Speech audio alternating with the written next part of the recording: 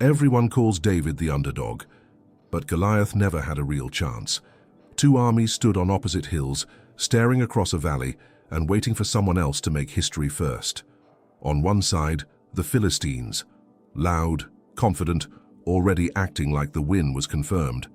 On the other, Israel, nervous, quiet, suddenly very busy adjusting straps that did not need adjusting.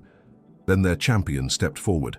Goliath of Gath was massive, the kind of massive that turns bravery into a scheduling issue. He wore layers of bronze armor, carried weapons built for dramatic entrances, and had a shield bearer walking ahead of him like even his equipment needed assistance. Then he shouted the same challenge he had shouted for days: "Send one man to fight me." Simple challenge, terrible assignment, and every time he asked, nobody moved. King Saul, tallest man in Israel and technically the one most qualified to respond, became deeply committed to caution, patience, and remaining exactly where he was. To everyone watching, the result seemed obvious. A giant armored warrior versus a teenage shepherd. A battlefield veteran versus a boy from the hills. Steel, muscle, experience against someone who worked in livestock security. The crowd had already chosen the winner, and the crowd had chosen wrong. Because people still make this mistake now. They study the resume, they ignore the skill, they trust appearance. They skip the only numbers that matter. The true gap was not height, it was information. Then David arrived, not as a soldier, not as a challenger, as a delivery boy bringing food to his brothers. One of history's most famous showdowns began as an errand. He heard Goliath shouting. He saw soldiers freeze. He listened as everyone explained why the giant could not lose. Too strong, too big, too trained, too dangerous. Reasonable list. Wrong conclusion. Because while everyone else measured size, David measured movement. While they stared at armor, David noticed weight. While they feared the spear, David calculated distance. And while the entire army focused on how dangerous Goliath looked, nobody seemed interested in how limited Goliath was. That was the invisible math no one did. Goliath was built for close combat. Heavy armor, heavy weapons, heavy steps. He was designed to dominate one kind of fight, the kind everyone assumed was coming. But assumptions lose battles. David did not see an unbeatable giant. He saw a slow target wrapped in metal, standing in open ground, asking for the wrong contest. It was like betting on the veteran company and forgetting the startup owns the only technology that matters. The disadvantage was never physical. It was strategic. The battlefield had not changed. Two hills, one valley, one giant roaring in the center. Thousands staring at the obvious story. But the game was already unbalanced in reverse, and while everyone else kept looking at the height difference, David was looking at range. They said David brought courage, he brought training. From the hill, the soldiers saw a shepherd boy volunteering for what looked like a very short career decision. No armor, no rank, no battlefield reputation, no visible reason for this level of confidence. On paper, he looked unqualified. In reality, he was the only specialist in the valley. Because David had not spent his youth marching in formation or polishing swords for ceremonies no one enjoyed. He had spent it alone in the wild, guarding sheep from predators that did not respect schedules, speeches, or fairness. Lions attacked when they wanted. Bears did not wait for introductions, and neither one paused so a teenager could put on heavy armor first.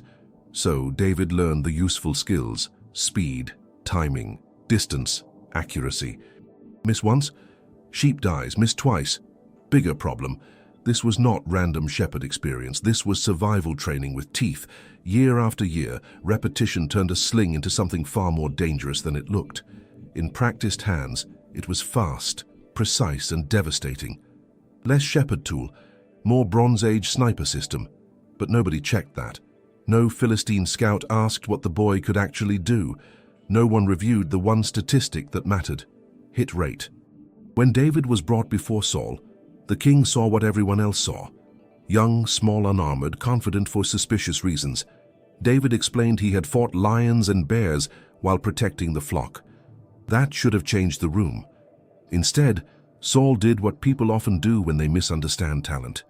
He offered standard equipment. Armor was brought in. Royal armor, heavy armor, very expensive armor. The kind of armor that looks impressive right before someone falls over in it. They dressed David in it, helmet on, sword attached, chest plate secured. Then he tried to move. Badly. He took a few steps like a cabinet learning to walk, then stopped and removed the whole setup. Because it was never his system. That was the mistake everyone kept making. They assumed battle meant swords. They assumed strength meant weight. They assumed winning had to look traditional. David disagreed.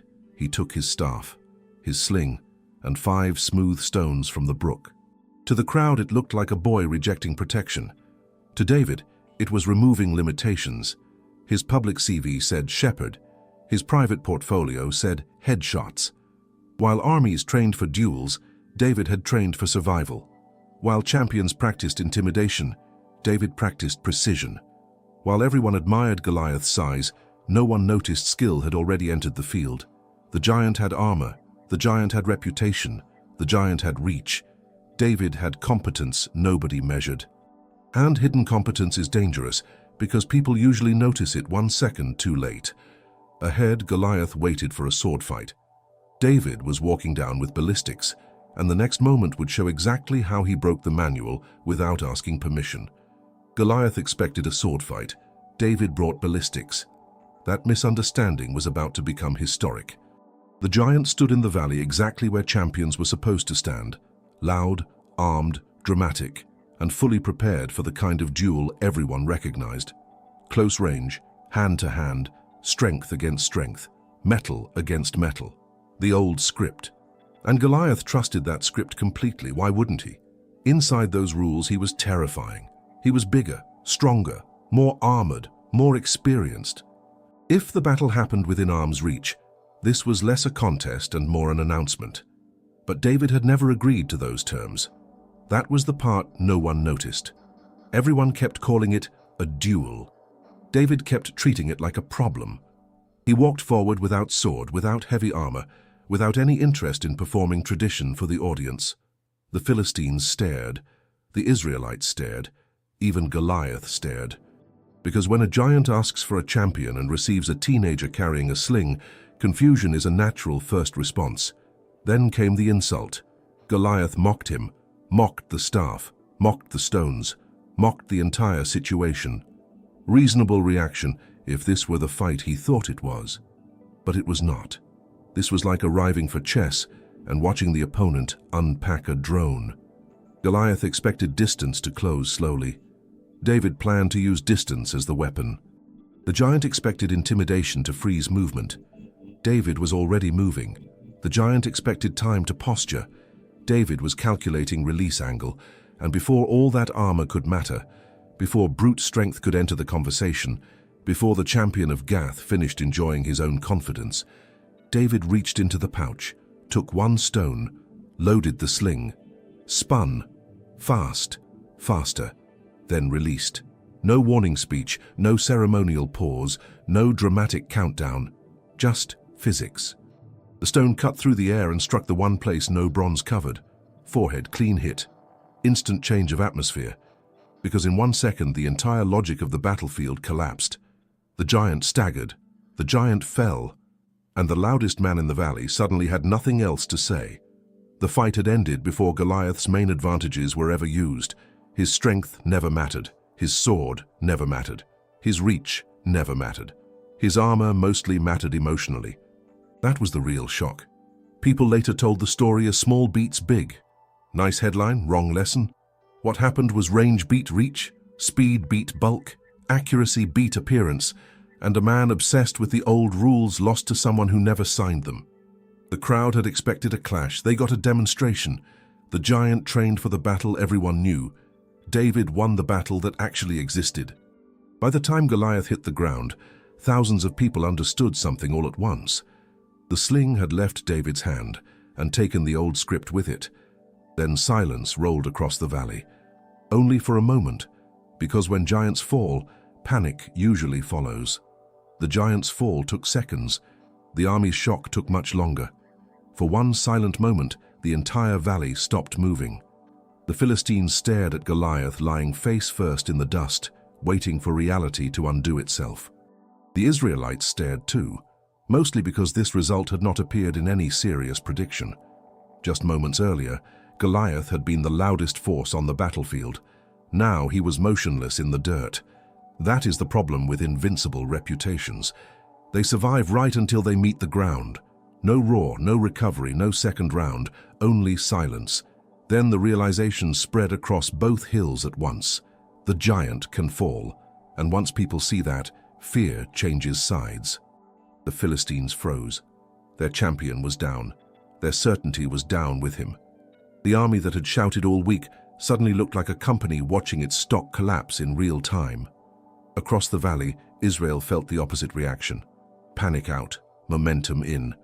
The same men who had avoided one giant were now preparing to chase an entire army. Confidence moves quickly when proof arrives. Shields rose, voices returned, feet charged forward. Amazing what happens when the impossible becomes visible. David moved toward the fallen warrior, took Goliath's own sword, and finished the message in a language every soldier understood. No debate remained, only consequences. Then the Philistines ran. And once one side runs, the other side suddenly remembers it was brave all along. Israel stormed downhill. What had been paralysis became pursuit. What had been dread became momentum. What had been no one can beat him became catch them before sunset. That was the live reveal. Not luck, mismatch. Strategic mismatch exposed in public. It was the startup launching the killer feature and making the market leader look like a dinosaur overnight. Same battlefield, same armor, same people, different reality. Goliath had not lost because he was weaker. He lost because his strengths never entered the fight. And now everyone could see what they missed before it started. David had not changed size. He had not gained armor. He had not become louder. The only thing that changed was perception. They had measured the wrong things. People later called it luck. People love calling surprises luck. It saves them from admitting they ignored the signs. But this was not luck. It was competence meeting arrogance in open ground. By the time anyone called it unfair, the battle was already resolved. And standing at the center of the chaos was the former underdog, who had just made certainty panic. One lesson remained. Why do highlights always hide the setup? People remember the stone. They remember the giant falling. They remember the chase, the shouting, the dust, the dramatic ending. Highlights are like that. They love the final second. They rarely show the setup. So the story was repeated for generations as a miracle upset. Small beats big, weak beats strong. Impossible becomes possible. Clean headline, incomplete math. Because David did not defeat luck, he exposed what nobody measured. That was the real sequence. Hidden skill, untested rules, surprise execution, instant collapse. Long before the stone flew, the outcome had already started forming. But most people only notice victories at the loud part. They miss the quiet years that built them. They miss the practice no one applauded. They miss the pattern everyone ignored. Then they call the result sudden. It usually is not. People said David was the underdog. Underdog status, marketing, precision, truth. His public image was small shepherd. His actual profile was trained specialist. Years of repetition, perfect familiarity with his weapon, calm under pressure, and aim. It was not a miracle to hit where there was no armor. It was aim. That line matters because people often rename skill as luck whenever they fail to notice the training behind it. They see one shot.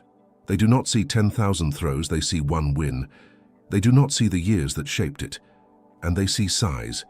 People always see size. Bigger office, bigger army, bigger title, bigger following, bigger noise. Then they assume bigger means better. That was the real mistake in the valley. The problem was not size. It was assuming size was enough. Goliath had scale. David had fit. Goliath had reputation. David had relevance. Goliath had the old model. David had the right model for that moment. That lesson repeats constantly. The veteran company ignores a shift. The startup masters one tool that changes everything. The favorite trains for the old game. The newcomer plays the new one. Then everyone acts shocked. It looked impossible because nobody did the full math. They counted height, They forgot range, they counted armor, they forgot exposure.